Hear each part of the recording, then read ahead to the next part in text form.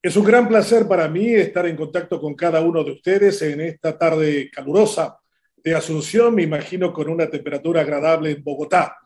Ahí donde se encuentra la periodista María Jimena Duzán, una gran columnista, comentarista de dilatada trayectoria en la prensa de su país, que ha producido algo que pareció como que si estuviera describiendo la situación de Paraguay en este momento.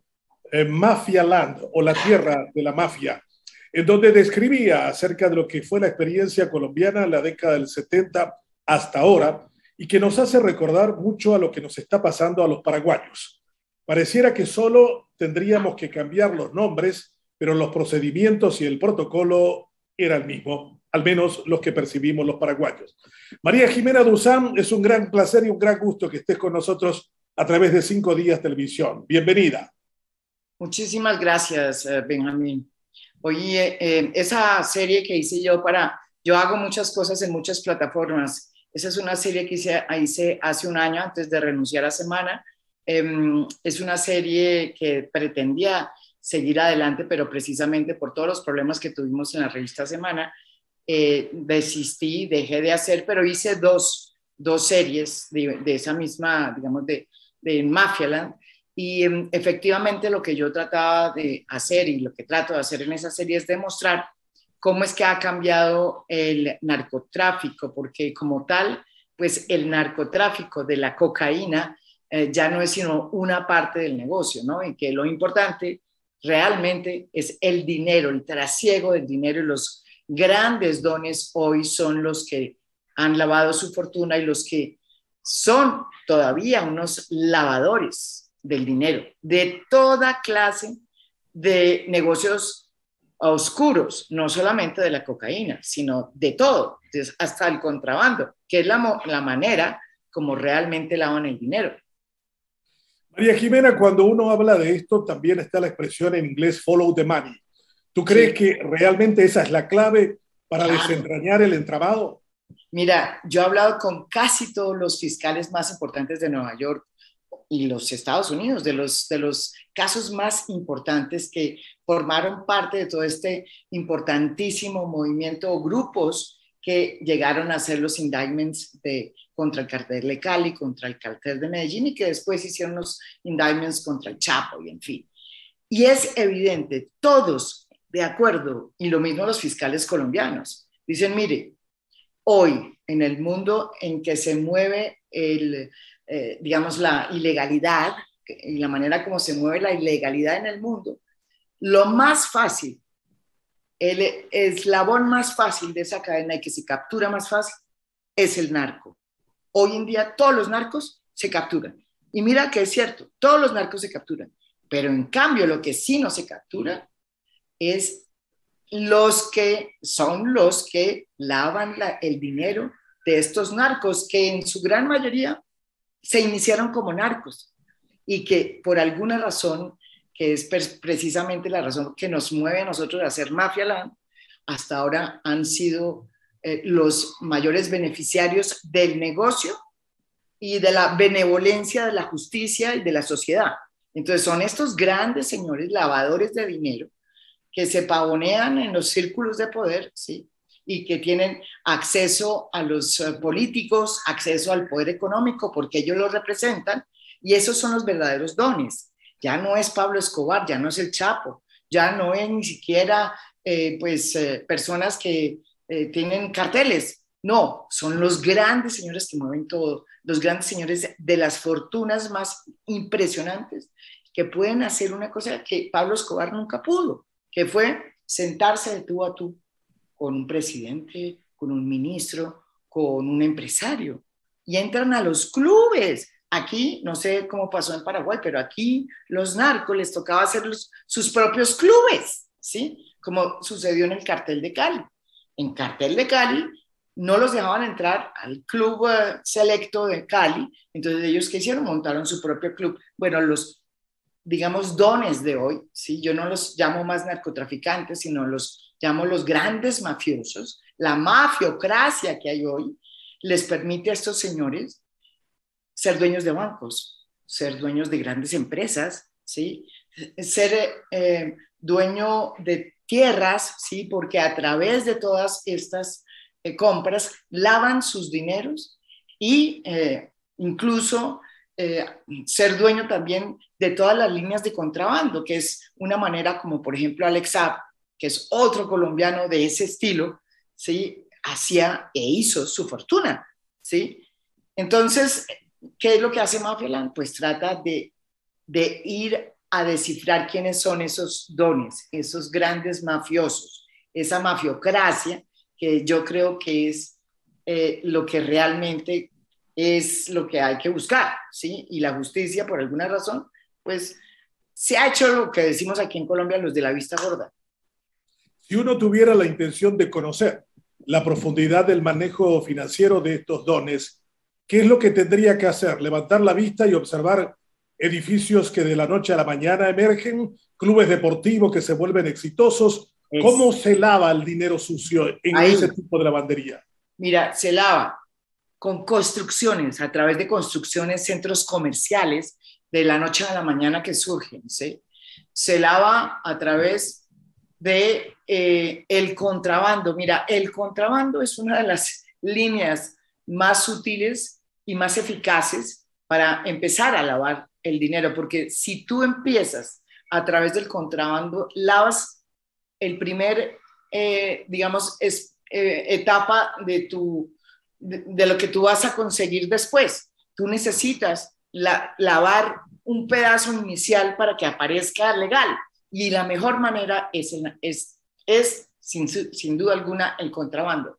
Pero también son, por ejemplo, todos estos gastos suntuarios que tú ves en almacenes que traen, por ejemplo, pues cosas que valen cantidades de plata y que son traídos precisamente, son traídos por todas estas organizaciones que buscan a través de los servicios y de cosas que a la gente le gusta comprar, lavar su plata. O sea, aquí, por ejemplo, no solamente están los centros comerciales, están las grandes marcas. ¿Que las traen quiénes? ¿Quiénes traen esas grandes marcas? ¿Quiénes traen esas y quiénes son los que compran esas grandes marcas? ¿Sí? Entonces, todo eso en Colombia, por ejemplo, los grandes dueños de las tierras, una manera de realmente lavar el dinero no solamente es haciendo inmensos edificios de la nada, eso también, pero también comprando tierras baratas, productos del despojo, que es el caso colombiano, pero comprando bancos que no valen nada, que valen un peso y porque tienen problemas, pues, ¿quién los compra? Ah, ellos los compran. Esa gente que necesita bancos, porque lo que es interesante es que este dinero para lavarlo no se lava en las cloacas, se lava en los bancos colombianos, paraguayos, americanos, ¿sí? Se lava ahí y eso no pasa nada. Follow the money, pero no lo hemos hecho, ni lo hace tampoco la justicia. La justicia americana lo que hace, y en eso pues hay grandes discusiones, es que si te cogen haciendo eso, allá, si tú pagas y pagas una multa muy grande, sales libre, sin ningún problema. Ojalá eso no pase en el caso de Alex Saab, que es precisamente un don de los que estoy yo diciendo. Ese es el epítome de lo que yo diría es un nuevo mafioso, producto de esta mafiocracia, es que utilizaba el contrabando para empezar a blanquear sus dineros. Después, cuando ya los blanqueó, empezó a invertir en grandes contratos que además recibía como si fueran pan, ¿sí? Y no solamente en Venezuela, en Colombia, en Ecuador, ¿sí? Y lavaba dinero, aparentemente lavaba dinero de todas estas nuevas inversiones. Ese es un aparato impresionante que montó un colombiano que se llama Alex Saab. Y ese señor, lo que uno quisiera saber es que contara todo lo que pasa y lo que pasó para poder lavar toda esa cantidad de dinero en lugar de pactar con los Estados Unidos. Porque en los Estados Unidos va a pactar, pagan un precio muy alto, ¿sí? Y ya quedó libre, como muchísimos de los que están allá. Y por eso es que tampoco hemos logrado saber quiénes son los que están detrás de estas grandes fortunas. Hay operaciones que también, fuera de las cuestiones bancarias, se mueven en las comisiones de valores, en las bolsas. Pues es que todo funciona en la medida en que se lava el dinero, se utilizan los canales normales y tradicionales. Por eso es que es muy absurdo pensar que la mafiocracia de hoy, no solo en Colombia, sino la de México, la de muchos países que yo he estudiado, no es una mafia ilegal. No, no, no. Utiliza todos los circuitos legales. Cuando compra una empresa y esa empresa tiene acciones en las bolsas, pues forma parte de eso. Y te pongo un caso aquí. Acá hay un caso de la familia Daes. La familia Daes es una familia que además tiene muchísimo interés en equipos de fútbol. ¿Y qué ocurre? Pues que esa familia formaba parte de un indictment que se hizo hace mucho tiempo contra el cartel de Cali. ¿Ellos qué hicieron? Negociaron con la justicia americana, ¿verdad? Pagaron una multa muy grande e inmediatamente, óyeme esto, pagan esa multa, inmediatamente presentan una compañía que es de fiberglass, que yo creo que ahora está en Paraguay, ¿sí? Que es fabricante de vidrios, ¿sí? A la bolsa de Nueva York, y está en la bolsa de Nueva York. A ver si eso no es extraño. Y así está sucediendo. Eso es lo que está pasando.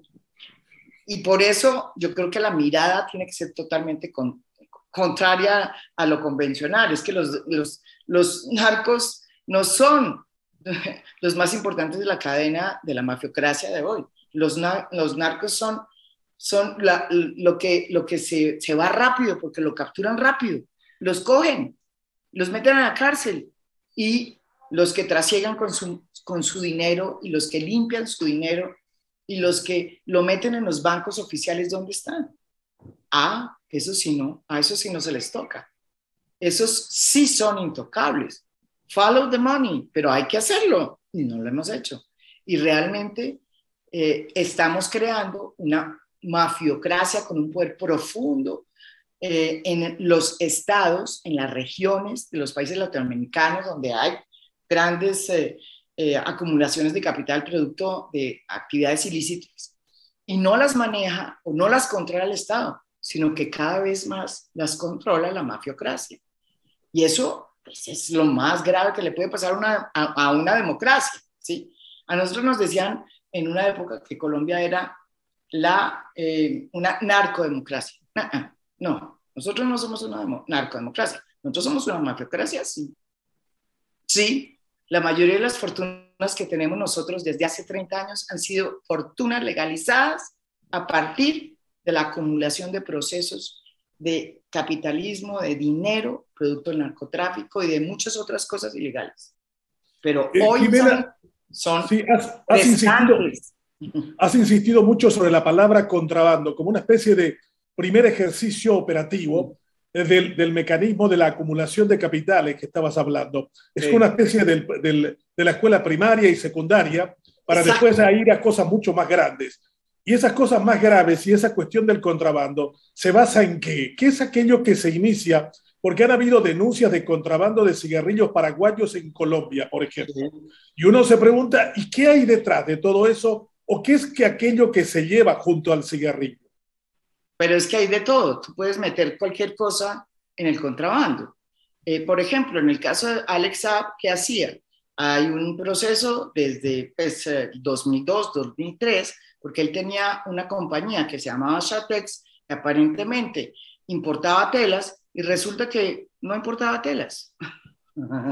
Traía una cantidad de cosas que le servían para lavar su fortuna, ¿sí? Esa importación de telas se descubrió que tenía unos serios problemas de contabilidad y que no exportaba telas. Cuando después se volvió famoso y le dieron tantos contratos por parte del propio régimen venezolano, ¿qué hacía?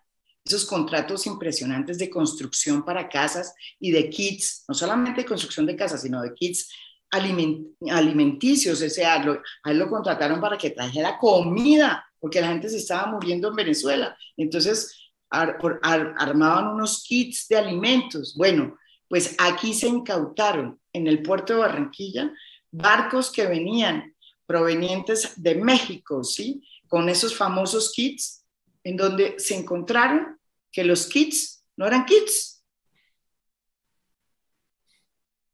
Ese es el problema de la mafiocracia. Ese es el mecanismo que utiliza la mafiocracia para lavar también sus dineros. Eso es lo que o sea, entraban de contrabando otras cosas que podían ser ilegales o incluso legales. Es que uno no sabe, pero no traían, no la utilizaban para lo que el contrato decía. Y entonces entraban contrabando. Eso es lo que se hace a través de estas impresionantes empresas muy bien ubicadas, muy bien legalizadas, y el caso, por ejemplo, de Alex Saab es un caso muy específico que demuestra cómo es que es ese sistema. Pero también está el blanqueo muy directo, por ejemplo, que a nosotros nos pasó de otro caso que tuvimos acá, y es que de pronto se empezaron a comprar, por ejemplo, en Bogotá o en Medellín, cantidades de tierras urbanas para construcción, pero impresionante. Y de pronto empezaron a aparecer unos edificios por todas partes. Bueno, hemos venido a descubrir que muchos de esos edificios son parte de un blanqueo de dinero también, de una necesidad que hay de estos señores de asociarse con prestantes. Ellos son los socios inversionistas, los prestantes les importa un carajo que el socio sea raro, ¿sí? Y hacen estas moles de edificios con plata, que es una plata mala vida. ¿Y qué ocurre? Pues lavan sus dineros, lavan sus fortunas porque terminan ahí las oficinas de las grandes empresas, las personas empiezan a habitar esos edificios y esos apartamentos y nadie se vuelve a acordar que quienes invirtieron, financiaron, eran precisamente unos lavadores de dinero. Y eso es lo que está pasando, yo creo que no solamente en México, en Colombia, en Venezuela, desde luego, con los famosos boliburgueses, personajes como Alex Saab también, sino que yo creo que es como un movimiento que hay. Es una especie de modus operandi que han descubierto la mafia para poder seguir encumbrándose, porque es que cada vez está más poderosa y aparentemente más silenciosa. No mata, no se mete a hacer plata y plomo como Pablo Escobar o como el Chapo, que se peleaba con todos los carteles, ¿sí? O como acá, que se pelearon con todos los carteles. Eso ya no hay, esas figuras casi que mitológicas de la guerra contra las drogas y de los carteles, pues ya no son tipos muy sofisticados que andan en París, Londres, Nueva York, que tienen cuentas bancarias, dueños de bancos y funcionan así. ¿Dónde están? Jimena, otra cuestión que también surge es que a veces para lavar se compran hoteles en donde no asiste nadie, pero que sin embargo aparecen siempre todas los cuartos ocupados. Eso también, eso es una manera también como los partidos, como los equipos de fútbol. El fútbol, por ejemplo, en Colombia, también ha sido un tema muy complicado para lavar dinero. Los equipos de fútbol, sí. Los hoteles que se hacen también para, digamos, blanquear esos emporios de dineros mal habidos. Y es fácil porque entran en el capitalismo. ¿Quién no quiere en estos momentos de pandemia? ¿Quién no quiere que haya un inversor con plata, con dinero? Todo el mundo. Y entonces la gran discusión que hay es, bueno, y después de la pandemia, con todo lo que nos ha pasado a todas nuestras economías en esta región, ¿en manos de quién vamos a quedar? En manos de los que tengan el dinero, los que tengan plata, el circulante, el efectivo. ¿Quiénes lo tienen? Pues estos dones. Muchos analistas y muchos economistas han dicho que una de las grandes consecuencias de la pandemia en la región puede ser que estos dones que están detrás de todo, pues terminen siendo los grandes beneficiarios, porque en medio de unas quiebras grandes de las empresas tradicionales, estos tipos tienen el dinero y la inversión lista. ¿Y quién dice que no? El narcotráfico también ha operado en clubes deportivos. ¿Quién no recuerda a Pablo Escobar con el Atlético Nacional de Medellín? Los Rodríguez Orejuela con los equipos de Cali. ¿Por qué lo hacen? ¿Es una vanidad de decir soy el presidente del club exitoso o tenemos que ser mucho más finos y decir no, detrás de eso lo que existe es que compro un jugador que vale supuestamente 10 cuando en realidad valió 100 mil dólares, pero compro por 10 millones de dólares? ¿También es un mecanismo de lavar los equipos deportivos? Pero claro, claro, y por eso hay mucha gente presa, precisamente, por la manera como se venden los jugadores. Y es evidente que los Rodríguez Orejuela no solamente usaron, digamos, los equipos deportivos de fútbol, también usaron empresas para vender drogas, o sea, farmacias, sí, también para vender drogas. Empresas aparentemente legales, ¿sí? Las usaron de mampara para lavar sus dineros. Es que esa es la manera como las fortunas mal habidas terminan siendo blanqueadas. Y por eso es que a nosotros nos pasó eso hace 30 años. Y esas fortunas, o sea, el proceso de acumulación que produjo el narcotráfico en Colombia y en México, por ejemplo, yo diría, fue impresionante. Son dos procesos distintos, pero aquí en Colombia fue muchísimo. Cambió la política, cambió las empresas, cambió todo. Bueno, pues adivina quiénes se fueron a la cárcel. Los narcos. Muchos de ellos están muertos porque los dieron de baja, como dicen aquí en Colombia. Pero los grandes auspiciadores del narcotráfico, pues hoy son grandes políticos y son grandes senadores y son grandes empresarios. Ese fue lo que, a eso me llamo yo la mafiocracia. Eso es lo que yo llamo la mafiocracia, y eso no termina porque tú súmale a eso. Están no solamente el tráfico digamos, de estupefacientes, estamos hablando del tráfico de oro, tráfico de todos los minerales, de cigarrillos, porque es que hay de todo. Esto no es solamente un problema de coca o de cocaína. Esto es toda la ilegalidad. Todo esto es, entonces, aquí estamos hablando de un monstruo muy grande, que es muy poderoso y que se nutre de ese mundo, pero que tiene unas bisagras. Esas bisagras, yo les llamo, esos son esos dones, estas bisagras que unen este mundo ilegal y el mundo legal.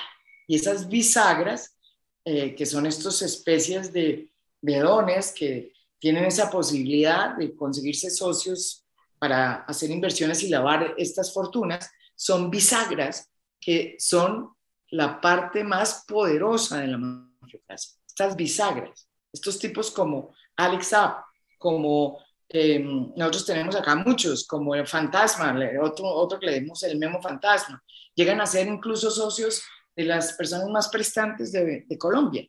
Y entonces esas bisagras son muy importantes a la hora de incentivar esta mafiocracia. ¿El Fantasma no es un empresario de medios mexicano? No, este es un empresario que fue, imagínense, empezó a trabajar con el cartel de Medellín, después se volvió parte del ejército de los paramilitares, compró unas tierras finalmente y terminó hace poco de socio del esposo de Marta Lucía Ramírez, hoy vicepresidenta de Colombia. María Jimena, el tema de cuánto puede pudrir la política, te referiste tangencialmente diciendo muchos de ellos llegan a ser senadores, diputados, incluso pueden ser presidentes. ¿Cuánto ha podrido la política el dinero de este origen ilegal? Pues mira, yo creo que ha sido nefasto. Yo creo que eso ha impedido la creación de nuevos liderazgos, de liderazgos reales, que no sean auspiciados por dineros y por la mafia. ¿Sí? Ha impedido que la democracia realmente se profundice, porque esta mafia lo que quiere es siempre mantener las cosas como están. No quieren ningún asomo de cambio, porque con esto traen su manera de ver el mundo. O sea, ellos no solamente llegan al poder porque les gusta, no, ellos llegan al poder para quedarse en el poder. Y financian, que es la otro tema más grave, a todas las campañas, a todas. Y tienen su sistema de financiar las campañas. A todas es a todas. Ellos no tienen ideología, ojo, no tienen ideología, ellos financian a todo el mundo. Y ese es como su problema, su gran problema es que las cosas no cambian en Colombia. Y ahí estamos ante un gran desafío. Lo mismo pasa en México, en muchos otros países donde el Estado no ha logrado dominar este monstruo. En Estados Unidos, en la época de los 70, 60, pues obviamente hubo una gran mafia, todos conocemos la mafia de Nueva York, y lo mismo pasó en Italia, pero finalmente poco a poco el Estado logró someterlos y reducirlos a su mínima expresión. Nadie dice que no hay mafia en Nueva York hoy, pero ya es una mafia que está dominada y reducida a su máxima expresión. Es parte, incluso hay momentos en que hay que negociar con esa mafia para que las cosas no pasen a mayores y los civiles no queden expuestos ante toda esta posibilidad de violencia si es que hay una guerra entre bandas, que es lo que pasa en México hoy. Entonces, claro, todo eso ni en Colombia ni en México, donde hay estructuras fuertes de mafia, se ha sucedido. El Estado ha sido incapaz. Y entonces estamos hoy, a diferencia de otros procesos como Italia, como el propio Nueva York, que sí, estamos ante unos procesos desbordados en donde estos poderosos tienen cada vez más poder y son muy conservadores en el poder. Ellos no les gusta cosas raras, ¿no? Ellos no son amigos ni de la izquierda tampoco. Ellos no quieren cambios, no, pero ni de la izquierda ni de centro izquierda. Ellos no quieren cambios. Y es muy complicado en unos países donde tienen que cambiar las cosas, donde hay unos problemas sociales, económicos. Y es muy difícil esta dirigencia, ¿no? Termina uno viendo a una dirigencia que es completamente corrupta, ¿sí? Pero que no quiere que nada cambie. Pero que María Jimena, con respecto a la prensa, ¿cómo se llevan estos dones, estos señores de la mafia? ¿Compran medios, amedrentan a los periodistas, los persiguen? Pues ¿Cuál es su financian. relación de estos señores con la prensa? No, ellos financian los medios, porque ellos ya no son dones a lo Pablo Escobar, son dones cuya trayectoria muy pocos periodistas osamos recordar, ¿sí? Ellos lo que hacen es pagar a todos los periodistas, ponerles sueldos a los periodistas para que hablen siempre bien de ellos. Eso es horrible. Entonces, los pocos periodistas que tratamos de desnudar la realidad de esos emporios y de esas dinastías, pues obviamente nos va muy mal.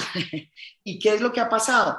Que tenemos hoy en Colombia, que no sé si eso va a pasar o está pasando en otros países, pero de hecho lo que en Colombia está sucediendo es que hay unos clanes políticos mafiosos, producto de todo lo que te estoy diciendo, que se apoderaron del poder económico y político en las diferentes regiones del país. Y ellos son los que financian las campañas. Y ellos son los que deciden quiénes ganan y quiénes no. Ese es el principal desafío de la democracia colombiana hoy en estas elecciones. Y son grupos mafiosos, como te digo, con un gran poder económico y todos tienen empresas legales y todos tienen su cuota política en el Congreso, ¿sí? Y tienen equipos de fútbol, ¿sí? Equipos de fútbol de empresas conocidísimas y son grandes empresarios, pero son los dueños de esta mafia que funciona además a punta de familias. Todos son de familias, dinastías. Y eso hay en cada departamento de Colombia. Y ese es producto de lo que eso es lo que yo llamo la mafiocracia. María Jimena, en México suelen decir un político pobre es un pobre político. Eso que estabas describiendo significa que en las elecciones colombianas próximas habrá mucho voto comprado. ¿Ya viene existiendo eso? Sí, claro. Muchísimo voto comprado porque estas mafias han votado por Uribe, ¿sí? Han votado por Santos, ¿sí? Y no creo que vayan a votar por Petro, esa es la diferencia. No creo, si es que Petro es el candidato que va a ser finalmente elegido como presidente. Pero obviamente la mafia las mafias en sí son protectores del statu quo en todas partes del mundo, no les gustan los cambios y evidentemente van a hacer todo lo posible para que no haya cambios, ni de centro izquierda ni de izquierda. Y ese es un problema, es un gran desafío. La gente quiere cambios acá, pero estas mafias enquistadas que financian toda la política, pues no están y no van a permitir que las cosas cambien, porque obviamente parte de su gran poder es el silencio, la impunidad. Ellos son personas que son totalmente imbatibles en el tema. Yo los llamo, yo les pongo un título y siempre les echo el rótulo de que son realmente intocables. Son los grandes intocables en este país. Y obviamente no quieren que las cosas cambien. Para eso han montado toda una serie de cosas para que la justicia también los vea intocables. Y así ha sucedido con la mayoría de los clanes políticos y mafiosos que están gobernando en este momento el país. Una de las primeras experiencias que tuve visitando Colombia hace mucho tiempo fue un librito que se llamaba ¿Cuándo se jodió Colombia? Ah, sí, sí. Que era un ensayo de varios escritores acerca del momento en que se quebraron las cosas en Colombia. Estamos muy jodidos, pareciera en tu descripción, durante todo este tiempo. ¿Qué hay que hacer para recuperar el optimismo o por dónde salimos de esto que ustedes, hay una palabra que la usan mucho, de este mierdero? Pues no, yo creo que nosotros hemos ido buscando nuestras propias soluciones. Acabamos de hacer un acuerdo de paz que yo creo que es muy importante para el país y que precisamente cuestiona profundamente la manera de hacer política. Estos mafias familiares que controlan el poder en las diferentes regiones del país son las primeras asustadas, porque eso lo que ha generado es como una especie de gran decisión de que las cosas cambien, y cambio significa que ellos van a perder el poder. La gran pregunta es, esa es la pelea que estamos en este instante, es, bueno, y van ellos a dejarse sacar del poder cuando ellos tienen el control en los últimos 20, 25 años, tienen el control de la política. Yo creo que Colombia, después del acuerdo de paz, está mucho más madura para poder hacer ese cambio. Espero. Pero ese es el gran cambio que hay que hacer, el cambio de la política, para que la política no sea solamente captada y capturada por estos personajes que impiden que entren los líderes que están ahora siendo asesinados. Entonces, yo creo que ahí hemos ido encontrando unas fórmulas, porque este país, en medio de todo, ha ido abriéndose a la necesidad del cambio. Ahora, ¿qué cambio? Van a decir, uy, no, Petro no, la izquierda demasiado, no sé, o el centro izquierda, no sé cuál sea. Pero lo que sí es claro es que este país ya no quiere más a esos señores corruptos en el poder y que lo manejan en el poder. No sé si vamos a lograr en estas elecciones hacer esa transición, pero lo que sí te puedo responder es que este país está en una transición de eso. Finalmente, después de 30 años, después de que Pablo Escobar salió y dijo no sé qué, que él iba a gobernar este país porque había que distribuir la pobreza, o sea, la riqueza, perdón, que iba a redistribuir la riqueza porque este país era muy inequitativo. Después de esa decisión de Pablo Escobar de utilizar el narcotráfico para cambiar la política, 30 años después, por primera vez Colombia está en transición hacia una cosa mucho más democrática. Ahora, más peligroso para las personas que no quieren que las cosas cambien.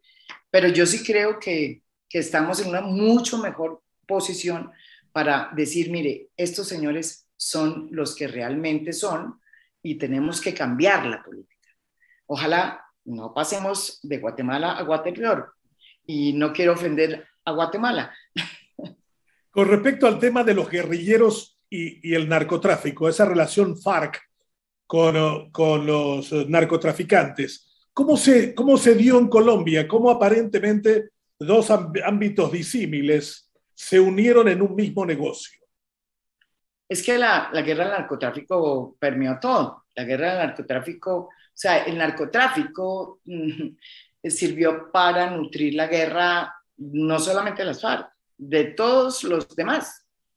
O sea, las FARC fueron las últimas en entrar en ese negocio, pero los paramilitares utilizaron el narcotráfico para frenar a las FARC y las FARC para defenderse de lo que veían cuando se cayó pues la Unión Soviética y se cayó el muro de Berlín. Ellos decidieron utilizar el recurso del narcotráfico para poder seguir en la batalla y en la guerra, y les funcionó hasta cierto punto, porque todo se degradó. Porque cuando una guerra se demora y se prolonga mucho, pues las cosas se degradan precisamente porque hay cómo financiarlas, y la guerra entonces pierde su valor, digámoslo así, ético, si es que la tiene en algún momento, pero llega un punto en que se vuelve un negocio, ¿sí? Un negocio, y pierde pues la razón de ser de las guerras. Y la verdad es que las drogas atravesaron todo el conflicto y sirvieron de gasolina para no solamente las FARC, sino, como te digo, todos los paramilitares. Todo se volvió mucho más complicado porque siempre había plata, siempre había plata. ¿Por qué se desmovilizan las FARC? Precisamente por eso, porque se hubieran convertido en una especie de grandes bandidos, sin ninguna noción política y sin total, digamos, y sin acabando la lucha armada como tal. Y entonces me parece a mí que fue el momento, digamos, en el que había que cerrar ese capítulo. Juan Manuel Santos supo que ese era también, ellos ya estaban realmente muy golpeados militarmente, pero hubieran podido seguir, te los aseguro, 30 años más por cuenta del narcotráfico, pero no hubieran tenido ninguna significación política, ninguna. Por último, María Jimena, se habla mucho de narcoestado, pero yo hablo ahora de narcosociedad, esa sociedad que es tolerante con el narcotraficante, que dice, sí, yo sé que está metido en esto, pero da trabajo a la gente. Cuando uno observa, por ejemplo, la cantidad de gente que fue a despedir a Escobar Gaviria cuando lo enterraron allí en Medellín, y muchos dicen, ya hemos perdido la noción entre lo bueno y lo malo. Nos parece igual el hombre que teniendo recursos está financiando el empleo de algunos sectores. ¿Cómo salimos de ese nivel de tolerancia social hacia el narcotraficante, al que se mete en estos negocios ilícitos y decidimos castigarlos? ¿Y por qué? Pero es que yo creo que el primero que tuvo esa disposición fue el poder mismo. O sea, es el poder el que aceptó ese dinero del narcotráfico. El poder en Colombia aceptó el dinero del narcotráfico para poder enfrentar a las FARC. Entonces los narcotraficantes fueron precisamente los paramilitares que ayudaron al ejército colombiano para repeler a las FARC. Entonces ahí sí no había ningún recado ético. Es que el narcotráfico sirvió para que el Estado colombiano, los paramilitares y los militares se juntaran para enfrentar a las FARC, ¿sí? Y las FARC a su vez utilizó el narcotráfico para enfrentar, para sacar dineros y poder hacer una guerra contra estos otros. Entonces, yo no creo que sea un tema, yo creo que es un tema de ejemplo de la ética del poder. O sea, aquí se utilizó en Colombia, se utilizó el narcotráfico para lograr frenar a la guerrilla, ¿sí? A los narcotraficantes, que eran los que hicieron, los socios de Pablo Escobar fueron los fundadores de los paramilitares, ¿sí? Y los paramilitares se reunieron y se unieron con el ejército y el Estado colombiano para enfrentarse a las FARC. Esa plata del narcotráfico fue fundamental para frenar a las FARC. Entonces, cuando tú tienes el Estado mismo que acepta eso, ¿sí? Pues tú, ¿qué le puedes decir a los súbditos de ese Estado? ¿Por qué no? Si es que el Estado lo hizo. ¿Por qué los demás no? Entonces hay digamos, hay una visión de que acá los narcotraficantes fueron solamente narcotraficantes. No, es que Pablo Escobar llegó a tener tanto poder en Antioquia, ¿sí? Con toda su gente, sus amigos, su penetración en la política, ¿sí? Que financiaba todas las campañas de todos los políticos durante muchísimos años. Y no era solo Pablo Escobar. ¿Sí? Entonces, esa visión de que el narcotráfico es unos señores por allá, otros señores por allá, que se llaman Pablo Escobar el Chapo, que se llaman, no sé, en Bolivia habrá otros, en Paraguay habrá otros, pues no es así. El narcotráfico desde su inicio no fue una cosa aislada del Estado, del Estado local, del Estado regional, del Estado nacional. Por lo menos en Colombia no fue así, y en México menos, ¿sí? En México menos. Acá fue un Estado, digamos, en México, cuando uno ve allá cómo fueron las cosas, pues allá los grandes carteles comenzaban en las gobernaciones, grandes, poderosos. Acá quedaba más difícil porque aquí había unas estructuras militares muy fuertes, ¿sí? Por fuera del Estado. Pero se juntaron igual, muy rápido. Y entonces yo sí creo que el narcotráfico no es un fenómeno aislado de la sociedad. Y cuando tú hablas de la sociedad en general, pues es que eso ha creado una cultura. Tú sabes que el narcotráfico, por ejemplo, en Colombia, un país donde el ascenso social es tan difícil, sirvió de ascenso social. Si tú tenías plata, pues entrabas a una cantidad de cosas que no podrías entrar si no tuvieras plata, dinero. Entonces, sirvió no solamente de ascenso social, sino de ascenso político. Todos los políticos que conseguían dinero producto de la acumulación de capital derivado del narcotráfico, pues pudieron entrar en los últimos 30 años a hacer campañas políticas, porque para hacer campañas políticas necesita mucha plata. Y así fue como entraron en la política. Y entonces estamos hablando de una cultura que permea, que permite el narcotráfico, una cultura política, económica, social. Le vamos a pedir al señor que vive aquí en la esquina y que barre que no, uy, cuidado, que ahí sí tenga ética. No, ¿qué es esto? Que es que la ética pública fue la que se perdió ahí. Entonces, por eso es tan permisivo no saber de dónde vienen esos dineros. Por eso es que es tan necesario que los periodistas, que los medios cuenten la historia de dónde vienen esos dineros, porque esos dineros se han ido multiplicando y hoy son los grandes poderosos. Por eso es que la ética del poder es la ética que hay que recuperar, ¿sí? Y es que uno no puede seguir admitiendo que para ser presidente o para ser congresista uno tenga primero que tener mucha plata para comprar votos y después tener algo que decir para el país que quiere gobernar. Es que eso es lo que está mal. Lo más importante es recuperar la ética pública, la ética de las cosas y después mirar cómo se financia, que es lo que no estamos haciendo.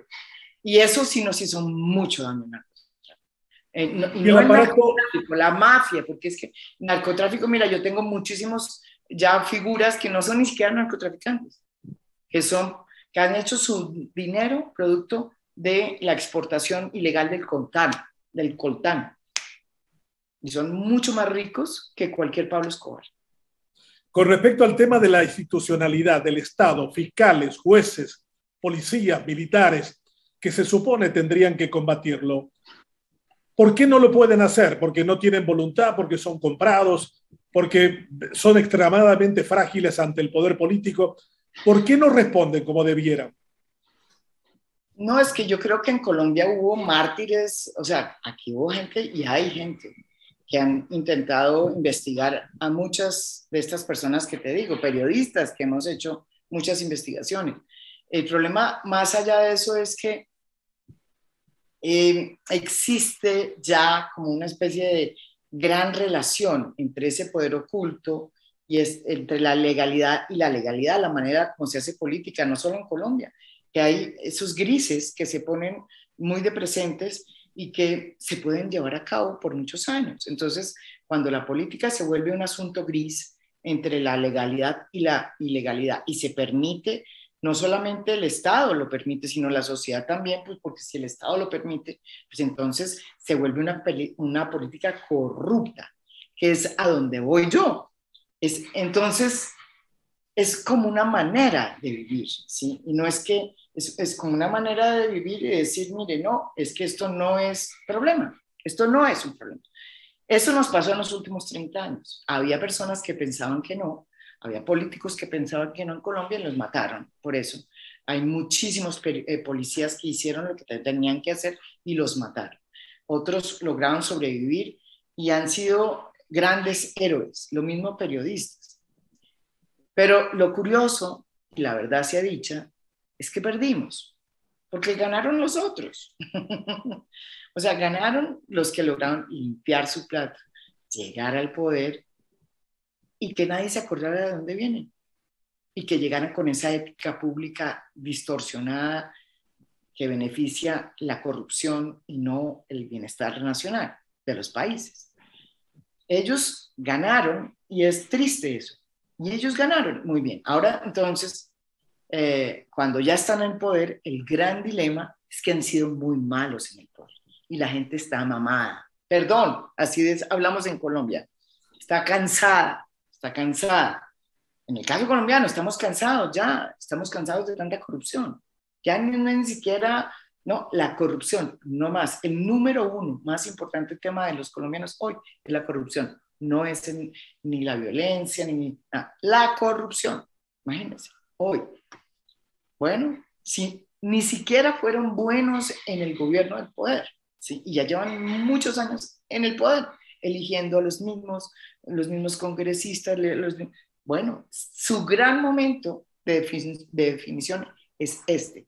En 30 años han surgido nuevos liderazgos que no entran ahí, están empujando cosas, están mostrando nuevas realidades. Se hizo un acuerdo de paz en este país que además revolucionó todo esto. La gente quiere cambio. No sé. María Jimena, ha sido un verdadero placer conversar contigo. Ha sido una verdadera clase en torno a los problemas que tenemos en forma común, colombianos y paraguayos, y que creo que es muy valioso entender el proceso para poder comprender cuándo hay que darse cuenta que eso no debe continuar. Hablas de una generación de 30 años. Ortega y Gasset decía que una generación se cuantifica en 27 años. O sea, estaríamos hablando de una generación completa que ha vivido dentro de ese esquema y que quiere ahora el cambio porque ha visto que toda esa gente que ha acumulado poder económico y poder político no ha servido a los intereses de la gente. Esa es una de las conclusiones de todo eso. Y la otra cuestión que me parece subrayante de tu exposición es la necesidad de poder entender de que este es un proceso mucho más complejo que no debe quedarse en el sicariato o en las actividades violentas de manifestación de ellos, que hay otro grupo de gente de guante blanco que está operando en la oscuridad con mucho mayor eficacia en varias instituciones y que está pudriéndolo todo. Creo que es una reflexión muy válida y muy importante. Gracias por tu tiempo con 5 Días Televisión y con el diario El Independiente, María Jimena Duzá. Muchísimas gracias y espero que haya servido de algo esta introducción en la mafiocracia de por aquí. Muchas gracias. Gracias a ti. Hemos hablado con María Jimena Duzán en Bogotá, Colombia, una de las grandes voces periodísticas de ese país, que ha arriesgado muchas veces su vida, su testimonio de vida familiar también así lo describe. Una de sus hermanas se fue víctima de los paramilitares, falleció, y hay muchos casos que son muy válidos de aprender en este proceso que los paraguayos estamos desandando en este momento. Ojalá nos sirva esa experiencia para comprender la gravedad y el punto en el que estamos los paraguayos. Si podemos entender nuestra situación, estaremos dando caminos alternativos y distintos a lo que venimos desandando desde hace mucho tiempo. Queda el tiempo y la reflexión para poder seguir adelante. Muchas gracias a todos.